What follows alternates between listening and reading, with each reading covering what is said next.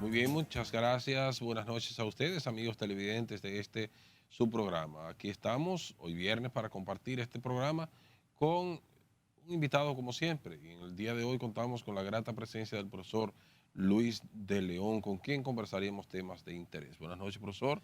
Bienvenido. Gracias, gracias. Buenas noches, querido hermano, comunicador Guillermo Torres. Como siempre, nos da gusto, nos da gozo, nos agrada y nos honra el estar acá en este programa Tres Puntos para comunicarnos con todo el país. El honor es nuestro, profesor. Vamos a iniciar porque con ustedes puede hablar de muchos temas. Ustedes pueden hablar de historia, de educación, de política, de muchísimos temas. Pero vamos a empezar con un tema, profesor, que está en la palestra pública, que son las modificaciones que ha introducido el Poder Ejecutivo al Congreso Nacional. En primer orden tenemos la modificación constitucional, que la tarde del día de hoy tuvimos la oportunidad de ver ya a los presidentes de las cámaras, tanto del Senado de la República como de la Cámara de Diputados, firmando ya la aprobación de, de las modificaciones que se le hicieron por parte de la Asamblea Revisora. El, y en ese orden ya solamente faltaría la promulgación por parte del Poder Ejecutivo en los próximos días.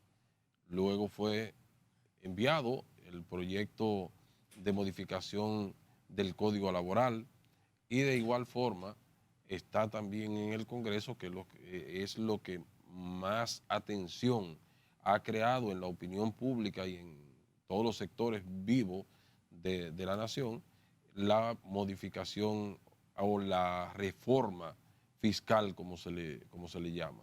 De manera que nos gustaría ver una opinión a manera de síntesis de cada uno de esos temas. Sí. En primer lugar, la República Dominicana está pasando en estos momentos por una situación trágica de alta vulnerabilidad que amenaza la estabilidad democrática, la paz de la República Dominicana. Se trata de acontecimientos que ha generado este gobierno que ha desbordado eh, la tranquilidad del país, la paciencia del pueblo dominicano, porque ha indignado a toda la sociedad. Ya hemos visto en el Congreso Nacional, respecto al proyecto de la reforma fiscal, cómo se ha levantado el pueblo y cómo se ha expresado las diferentes personalidades de sectores de la vida nacional que se han expresado con alta indignación, tirando un grito de que la reforma fiscal sea retirada. Todo esto también ha convocado a todo el país en las regiones del Cibao y parte de acá de la capital, vamos a decir Santiago, el centro del Cibao, San Francisco de Macorís, La Vega, Espaillat, la provincia de Moca, a movimientos de protesta mediante mecanismos diversos. Y también hay la programación de otros actos de protesta, de organizaciones, de huelga, que están ya pautadas en un calendario para la próxima semana. Pero desde luego hay que ver cómo la clase alta, media, se ha expresado en los grandes suburbios de acá de la capital y del interior del país, vale decir, los ensanches, con la protesta denominada el cacerolazo. El cacerolazo a las 8 de la noche ha estremecido a los sectores de acá, sectores medios y altos de la sociedad dominicana y también del interior del país. Es una programación que continúa. Pero de igual manera podemos ver cómo el pueblo también, a través del uso de las redes sociales, a través del uso de los medios de comunicación, se ha expresado. Porque esta reforma fiscal es una reforma que desplaza a la clase media y la convierte en pobre. La lleva ipso facto a pobre. La grabación de grabar en impuestos los ahorros, grabar en impuestos la vivienda, grabar la canasta familiar, la comida, todos los productos en sentido general.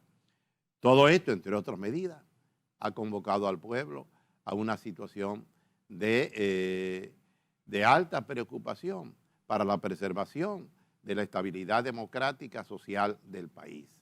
Hemos dicho numerosas veces que la República Dominicana es el único país de América Latina y del Caribe que desde el año 1965 tiene una paz política porque todas las crisis las ha resuelto por la vía del consenso. Precisamente este gobierno ha impuesto una reforma como una acción dictatorial, como una acción realmente de burla a las conquistas sociales, a la estabilidad política, económica, social del sufrido pueblo dominicano, de la familia en sentido general. ¿Y qué decir de esta parte, de la primera parte de la reforma constitucional que se conoció el Congreso y que fue aprobado? Todo esto es una acción realmente que limita, disminuye la democracia de la República Dominicana, porque esto se va a observar más adelante cómo esto afecta el sistema democrático de la República Dominicana. Todo esto, y el pueblo en las calles, el pueblo en los medios, el pueblo en todas partes, el pueblo manifestándose institucionalmente en el Congreso Nacional, nos dice a nosotros que el pueblo se encamina aquí a este país. Si el presidente no retira esa reforma, el pueblo se encamina hacia una confrontación, hacia una poblada, hacia una situación en donde se pierda lo más preciado que puede tener un gobierno que ha avanzado, que es la estabilidad democrática, económica y social. Aprovecho este medio para hacer un llamado al presidente constitucional de la República, Luis Abinader, que va a dirigirse a la nación el próximo domingo, para que retire la reforma y decirle que él es garante de la gobernabilidad, de la estabilidad democrática y de la paz social dominicana. Profesor. Y que él, como jefe de Estado, tiene que resguardar la democracia, por lo que nosotros invitamos a que retire esa propuesta de reforma fiscal que está en el Congreso Nacional. Profesor, muy bien usted acaba de señalar que el presidente, hasta donde tenemos informaciones, va a hablar el domingo. Y probablemente se refiera a esa situación de la controversia que ha creado en el pueblo dominicano la posible reforma fiscal que se pueda materializar, que fue sometida al Congreso Nacional. Sin embargo, el gobierno ha señalado que como una irresponsabilidad de los gobiernos que le antecedieron de no hacer esta reforma que tenía previsto hacerse desde el 2011 y que por asuntos políticos no hubo la responsabilidad en el momento de hacerlo, y que eso ha conllevado a que podamos ir arrastrando una serie de situaciones en términos económicos que si seguimos así el país pueda caer en una situación económica compleja. Otros economistas han dicho que es impostergable una reforma fiscal. Otros han dicho que en la distribución que se ha hecho debe de tomarse en cuenta una serie de factores a los fines de que los sectores más empobrecidos no sean los más afectados. ¿Cuál es la visión suya respecto a esta reforma fiscal? ¿Usted entiende que está conteste con lo que dicen los profesionales de la economía, que es impostergable, que debe de hacerse? ¿O cuál es la opinión? ¿O tiene alguna otra opinión al respecto? Uno de los pilares de la democracia es la concertación, es el diálogo, es la consulta. Este gobierno le ha impuesto una reforma sin hablar con nadie, ipso facto, impuesta. De ahí que eso se constituye en una provocación al actual Estado de Derecho de la República Dominicana, que afecta el estómago, la seguridad y la dignidad de la clase media y afecta sensiblemente la supervivencia de los sectores sociales y populares del pueblo en sentido general. Creemos que sí, que realmente se necesitaba una reforma. La reforma fiscal, no, hablamos de eso. Pero resulta que esa reforma, para poderse hacer, debe ser de consenso.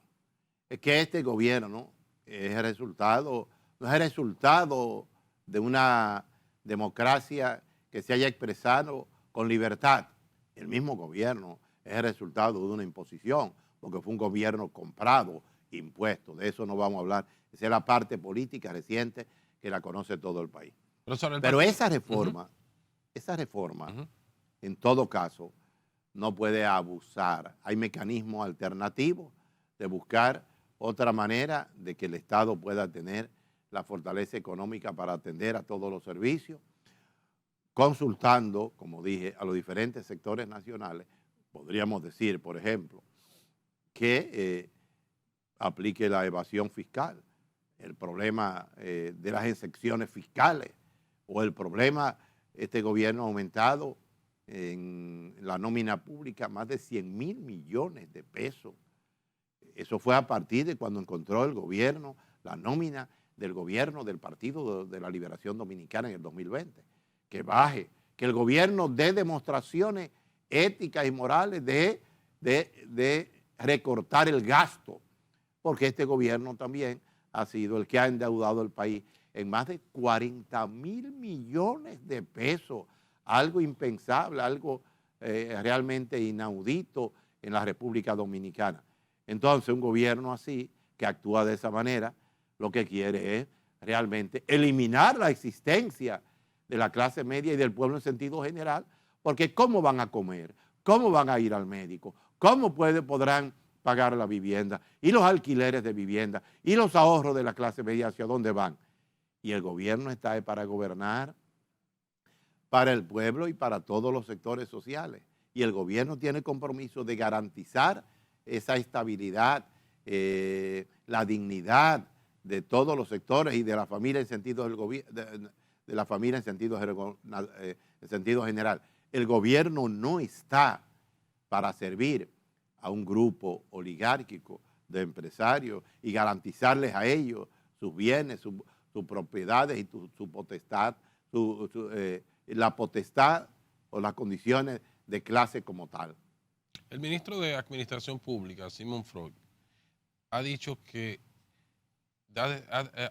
desmiente a la oposición cuando habla del aumento significativo del gasto público en la nómina. Él ha dicho que eso representa menos de un 10% aproximadamente y que no es tan significativo como la oposición aduce. ¿Qué opinión le merece? Bueno, pero es que eso no se puede tapar el sol con un dedo. Es que eso está ahí, es la estadística, son los números. Ya el mundo moderno, el mundo posmoderno, todo es palpable, todo es evidente, todo es visible.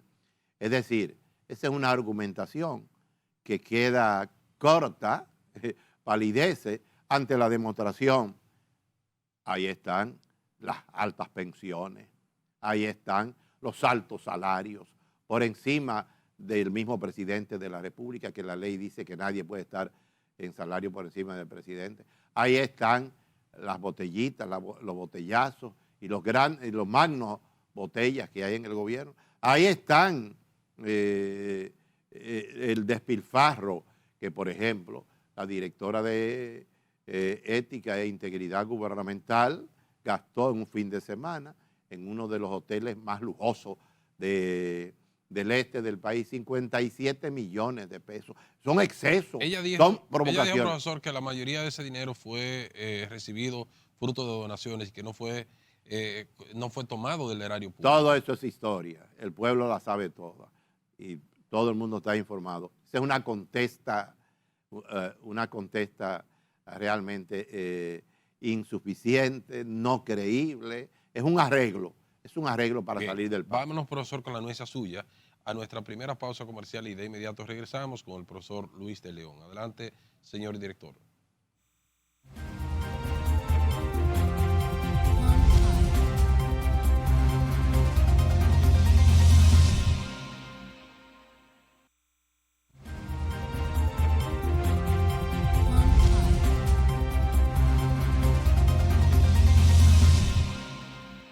Muy bien. bien, continuamos acá en su programa En Tres Puntos. Vamos a brindar, profesor, antes de continuar con la entrevista, con los sabrosos jugos Rica, donde la calidad se impone con una marca que ha hecho tradición en la República Dominicana y en los países de la región también, porque ya los productos Ricas no solamente se distribuyen, se consumen en la República Dominicana, sino en diferentes países de la región. A su salud, profesor. Salud. Profesor, usted decía que este gobierno debe ser más de escuchar más a la población. Sin embargo, hemos visto que el presidente de la República ha dicho que esa es una de las características que tiene este gobierno, de escuchar y de rectificar cuando hay situaciones que mejorar. Y hacían alusión también a que una muestra de eso es que el gobierno, el partido oficialista, tiene la gran mayoría en el Congreso Nacional, y el Congreso Nacional en el día de ayer lo abrieron para que todos los sectores de la población tuvieran la oportunidad de ir allí a expresar sus opiniones respecto a la reforma constitucional.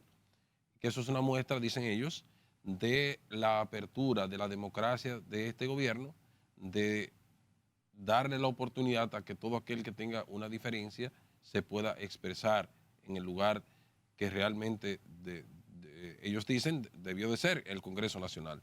¿Qué opinión le merece a usted? Bueno, escuchar, no es verdad. Bueno, pero el gobierno siempre recula.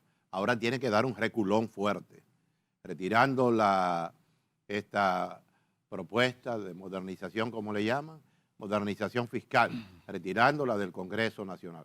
Pero que el Congreso escuche, vista pública, es una prerrogativa del Congreso Nacional, eso no es potestad del presidente ni de ellos. Eso es toda ley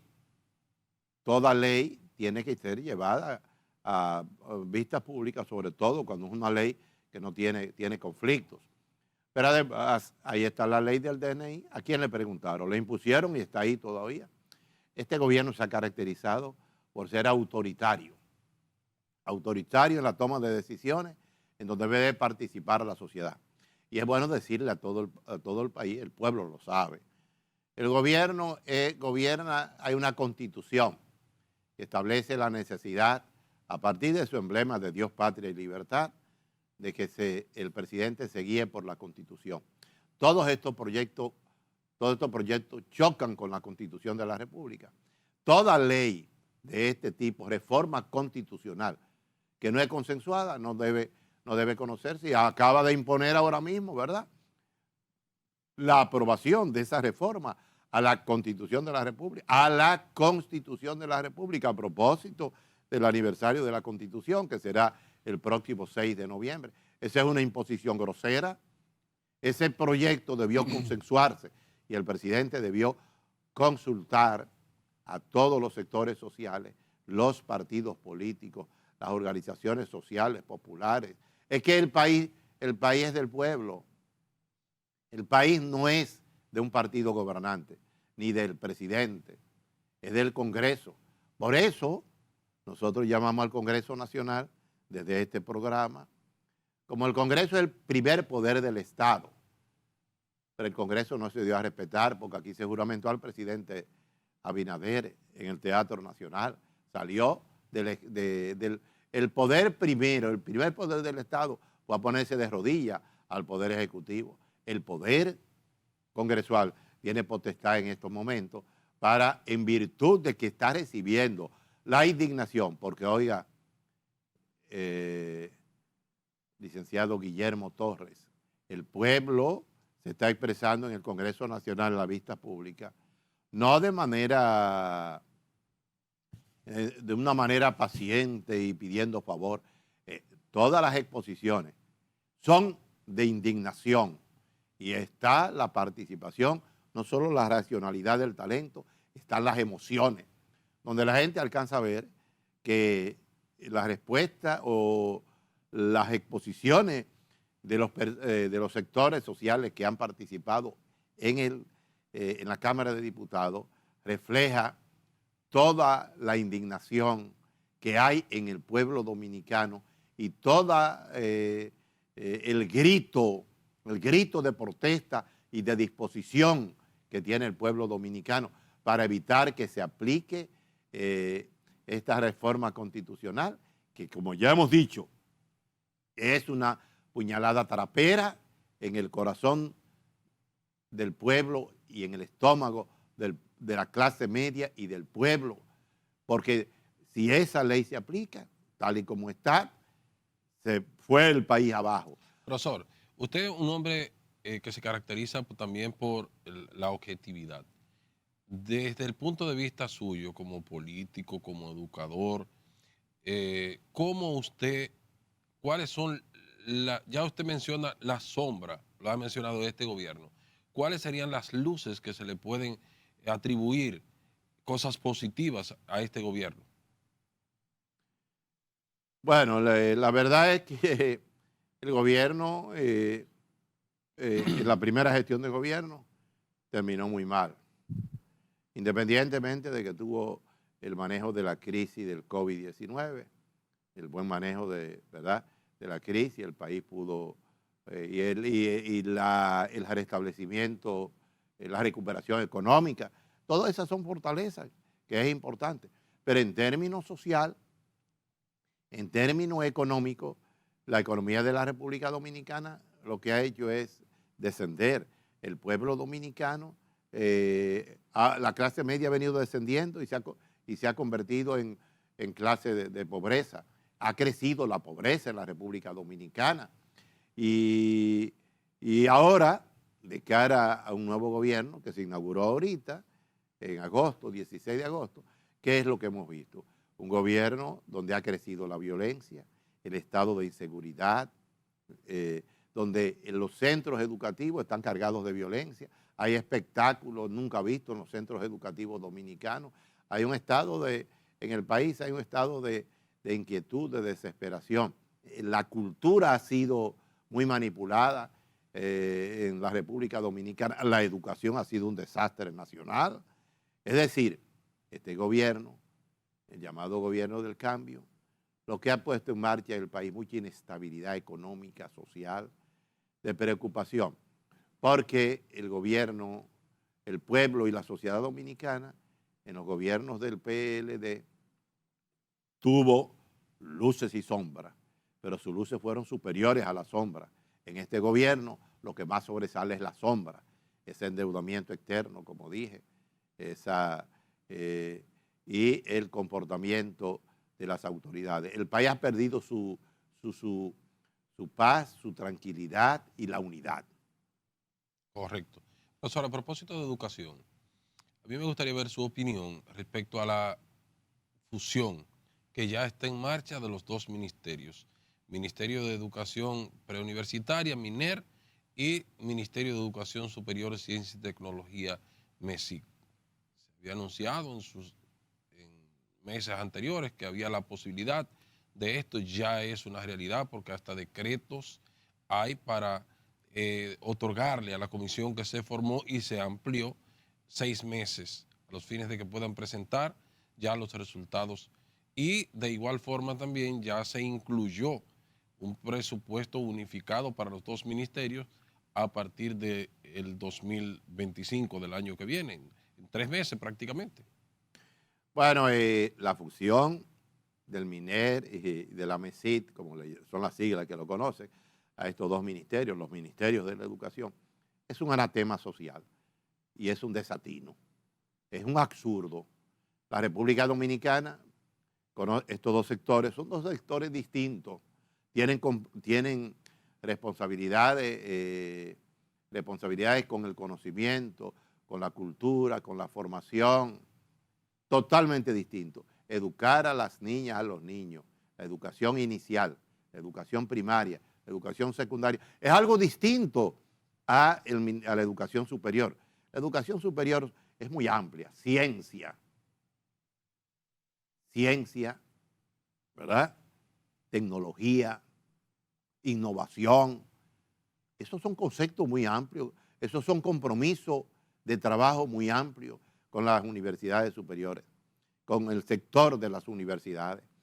Y los avances que ha tenido el MESI son son loables, ¿no? Entonces, el Ministerio de Educación, el gobierno del cambio, no ha dado, como dice el pueblo, pie con bola con el sistema preuniversitario, que es el sistema grande de educación general de la República Dominicana. Y en los dos ministros que hemos tenido ha sido un desastre. ¿Cómo entonces pensar cuando hay que pensar en rescatar? Porque rescatar al Ministerio de Educación preuniversitaria y fortalecer el Ministerio de Educación Superior. ¿Cómo pensar entonces dos ministerios un ministerio envuelto en fracaso, en situaciones en que la calidad de la educación y la cobertura y la programación para llevar a cabo los programas de estos sectores de educación preuniversitaria, inicial? Mire cómo, por ejemplo, ellos eliminaron, cuando yo fui viceministro, en la última parte fui viceministro de descentralización educativa. Ahora resulta que eliminaron la descentralización educativa, que era un empoderamiento a los centros educativos en todo el país. Pero no solo eso. ¿A qué viceministerio pasarían? Porque dependía del viceministerio, últimamente tengo entendido, estaba el viceministerio de descentralización y participación, ¿verdad? Sí. Y ahora entonces... Creo que eliminaron a participación comunitaria y lo hicieron esto una dependencia del despacho. Es lo que tengo entendido, una decisión que tomó el Consejo Nacional de Educación. Pero la MESIT, hay un propósito filosófico que yo quiero explicar aquí. Y entonces descentralización dependería de quién, según del despacho, del ministro. ¿Y participación?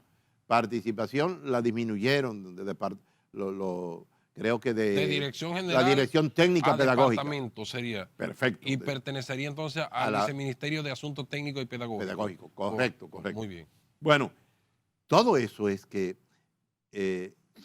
estas autoridades son ineptas, son incapaces, no tienen sensibilidad humana, patriótica, no tienen sentido de la historia y sentido de valorar lo que funciona bien y cómo elevar la calidad de lo que funciona bien. ¿Usted no cree, profesor, que era necesario también revisar muchas instituciones infuncionales que ya cumplieron su rol y que hay algunos de esos ministerios que sí se valoran como positiva la fusión, como fue el caso del Ministerio de Economía y el Ministerio de Hacienda, como es el caso, ¿cuál fue el otro? Aparte de los de educación, fueron tres. Educación, no preciso bien. Y otros que posiblemente puedan ser fusionados. Siempre se ha dicho que el Ministerio de la Mujer, el Ministerio de la Juventud y otras direcciones que están por ahí deberían de fusionarse en un solo ministerio, el de la familia, como se le conoce. Igual que en transporte, que hay muchísimos actores en el proceso y que debería de unificarse en un solo también. Pero esa pregunta usted me la va a responder después que regresemos de nuestra siguiente pausa comercial. Adelante, señor director.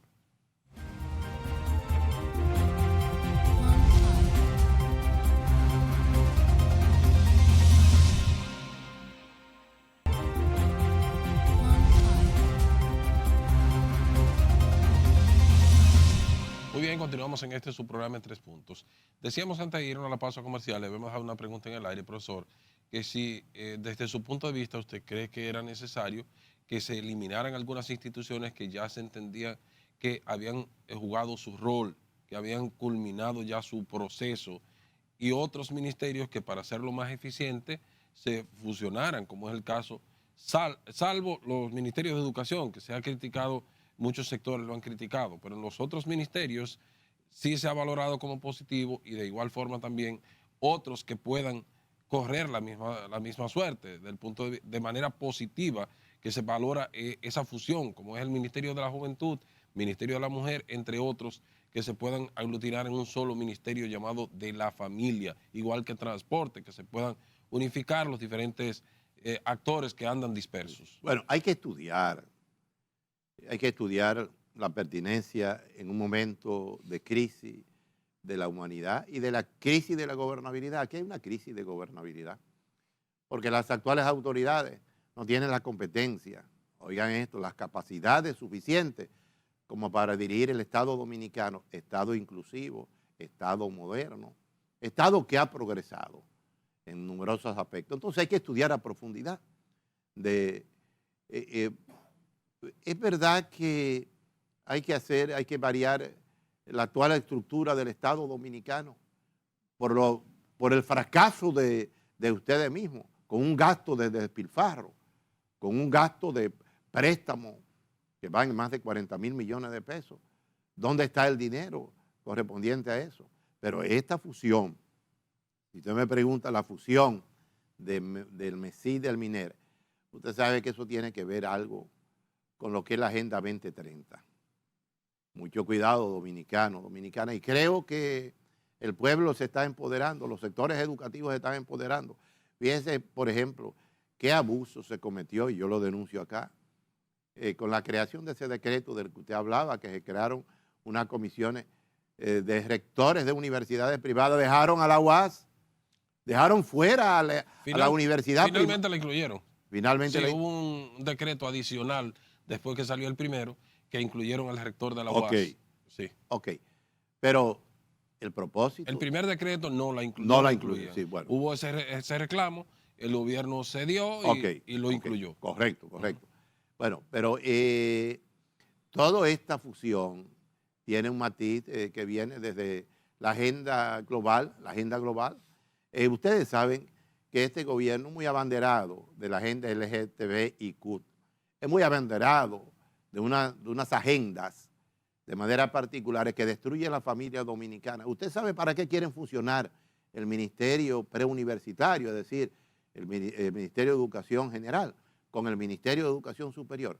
Es para fusionarla, para destruir la familia que está integrada, la gran familia. Ahora, profesor, acá me lo enfoca. Sí, continuamos. La gran familia es la familia del sistema preuniversitario.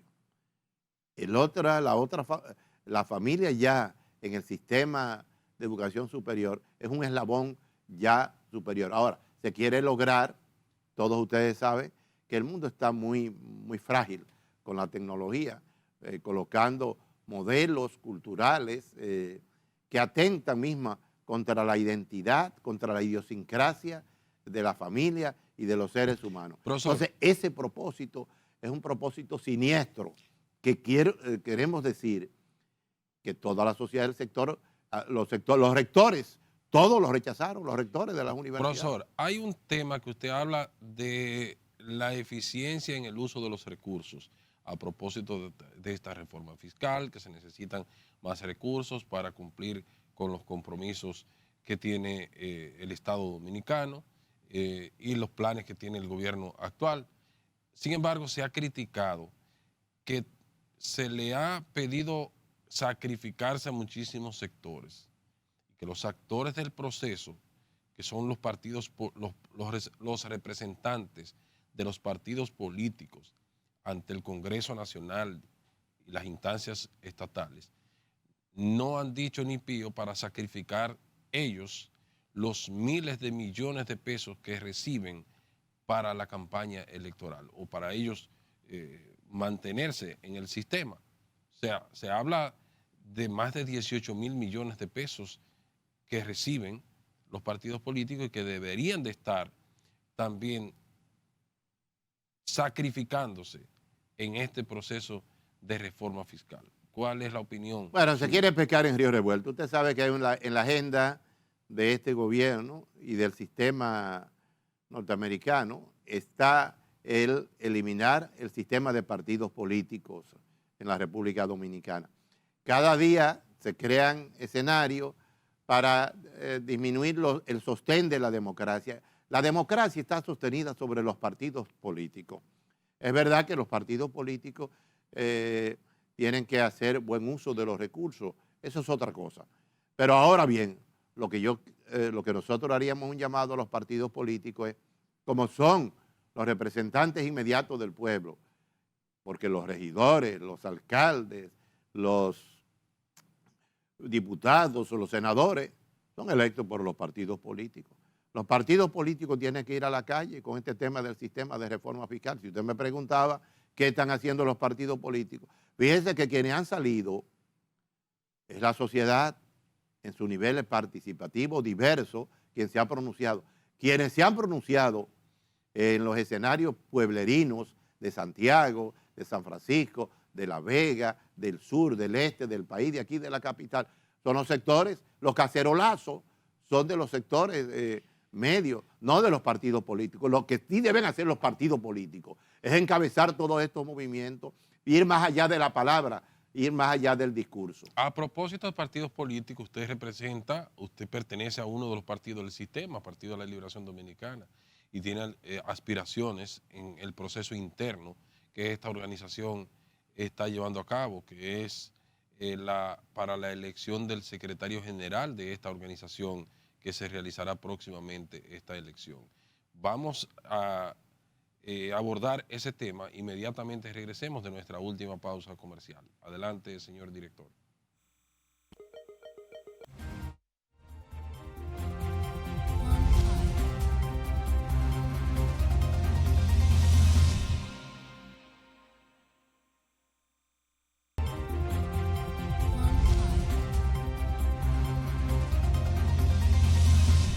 Muy bien, continuamos en esta última parte de su programa en 3 puntos con el profesor Luis de León. Dejamos una pregunta en el aire que vamos a abordar ya en esta última parte.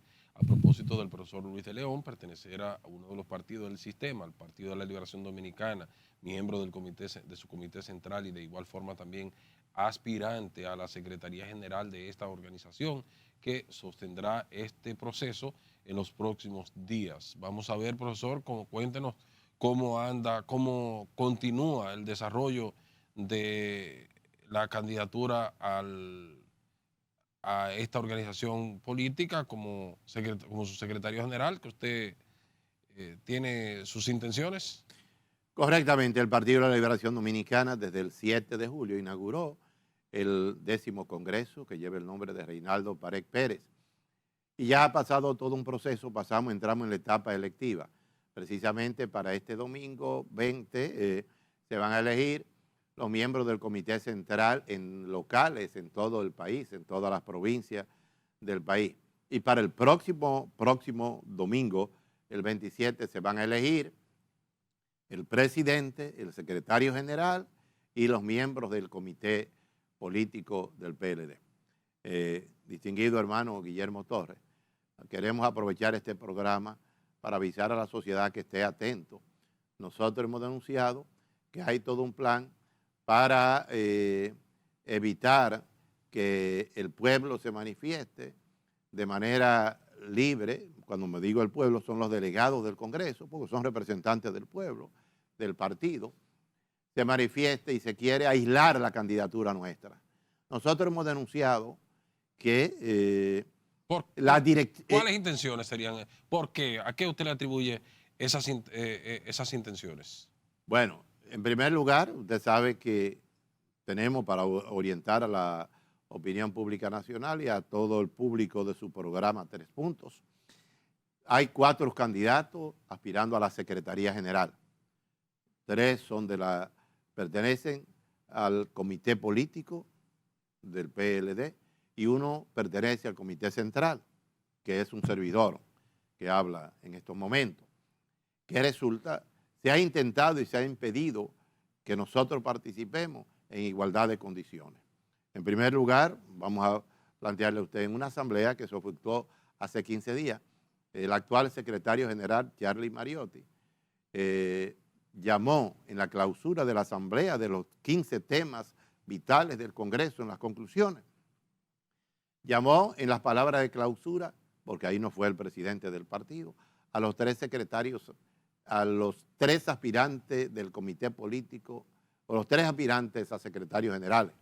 Los llamó para hablar. Yo tuve que levantarme, que estaba ahí en la primera fila con una bandera dominicana y decirle protesto, esto es un irrespeto. En fin, todo el mundo se levantó y lo dijo que sí. Bueno, eso fue una evidencia de que no se quiere la participación de nosotros desde el bochismo, desde la fuerza bochista.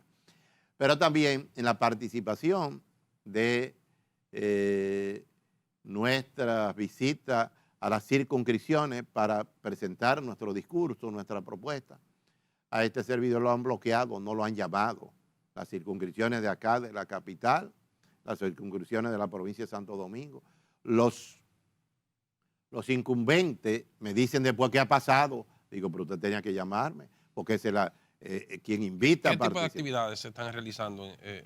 Bueno, esas son actividades donde se reúne todo el partido para que los aspirantes arenguen y propongan. O fueran unas asambleas. Unas asambleas, exactamente, y hagan su propuesta.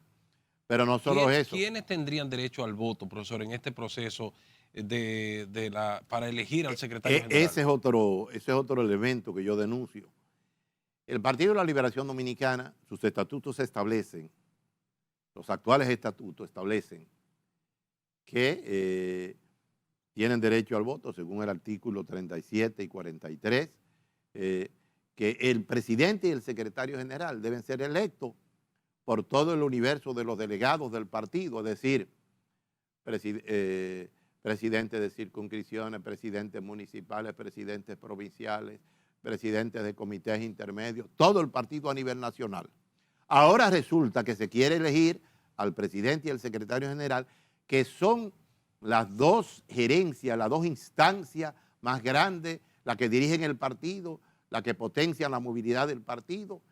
Son las dos instancias que el estatuto establece que debe ser electo por el voto secreto, personal y universal, nunca por un voto selectivo. ¿Qué proponen? Proponen elegirlo por el voto selectivo del Comité Central. 1.200 personas. Solamente los miembros del Comité Central. Solamente los miembros del Comité Central. ¿Ya está aprobado por la Comisión Electoral? ¿Este método? No, es que ese método, le voy a explicar. Este método selectivo se utilizó durante el periodo de la pandemia. Yo aspiré a secretario general durante la pandemia. Yo dije a la comisión organizadora, que es responsable de todo esto, y aquí lo decimos, la profesora Cristina Lizardo es responsable de todo esto que está ocurriendo. ¿Quiénes más componen esa comisión organizadora? Bueno, lo componen los miembros ad hoc del secretario de Asuntos Electorales, el secretario de Organización, varias secretarías, ¿verdad?, que están ahí. Bueno, pero quiero dirigirme a la idea de que se quiere validar ahora mismo se reformó el estatuto, el actual estatuto del PLD, para no elegirlo de forma por el voto universal. Es un retroceso en el partido, porque la posición de presidente del partido y de secretario general debe tener legitimidad. Pero ya eso está entonces consumado, profesor. Pero espérese, no. Es que la aplicación de ese estatuto es cuando termine el Congreso. El Congreso termina cuando llamen a una asamblea para consolidar. Entonces, el estatuto vigente es el estatuto del cuatrenio pasado que está vigente. Entonces, ¿qué todavía no han decidido un método definitivo? Hay oscuridad sobre eso. Y estamos a ley de día. Hay oscuridad sobre eso. ¿Qué usted va a hacer en ese orden? No. Yo estoy de pie en lucha. Y estoy llamando a que se respete la igualdad de condiciones, porque tanto la comisión organizadora como el comité político han atentado con el derecho natural. Quien habla, fundador del partido, fundador de la Fuerza Bochista, 25 años, militante sin vacaciones, ético, moral, social, bochista, porque se ha tramado todo un plan para que yo no tenga la libertad de participar en igualdad de condiciones. Porque quienes están aspirando a secretario general son parte del equipo, del establishment que quiere quedarse, y nosotros hemos planteado la necesidad de que el PLD salga de esas elecciones renovado, unido, fortalecido y que sea bochista, para que tenga autoridad frente al pueblo y para poder levantarse como ave fénix y volver al gobierno en las próximas elecciones del 2028. Si no obtemperan a ese llamado que usted le ha hecho, usted acaba de decir que si lo harían de esa manera sería en contraposición con lo que establecen los estatutos.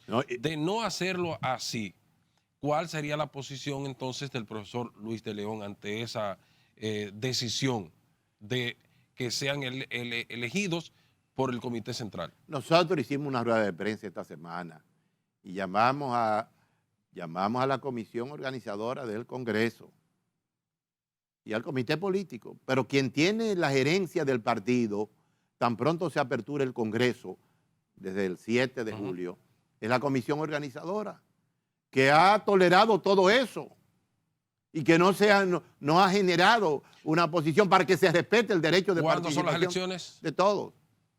Bueno, entonces la parte quiero contestarte, yo sé que estamos contra el tiempo, contestarte lo relativo a que nosotros le dijimos a la comisión organizadora que le ahorren crisis al partido, porque todo esto es pasible de ser llevado a las altas cortes, al tribunal electoral, al tribunal administrativo, porque si esas decisiones violan la Constitución de la República, se convierten infuncional como Bien. tal. Las elecciones son el 27 de este mes de octubre, cuando se va a elegir el presidente, el secretario general y los miembros del comité político. Profesor, agradecido y desearle suerte en sus aspiraciones y decirle que este programa siempre está a sus órdenes. Muchísimas gracias. De manera que gracias a ustedes por habernos permitido llegar hasta sus hogares. Feliz resto de la noche, feliz fin de semana.